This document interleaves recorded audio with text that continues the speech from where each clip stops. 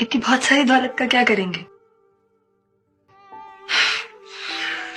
सबीना जब बचपन में मुझसे कोई पूछता था ना कि बड़े होके क्या बनोगे, तो मैं कहता था अमीर बनूंगा। ये मेरे बचपन के ख्वाब है।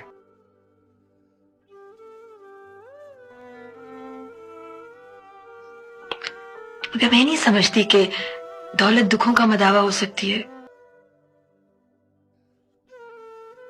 या फिर दौलत से आप सुकून या खुशियां ले सकते हैं।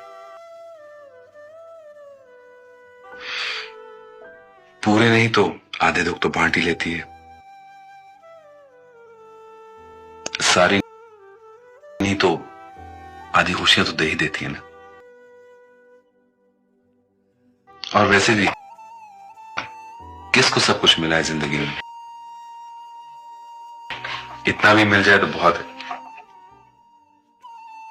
Please subscribe my channel and press the bell icon.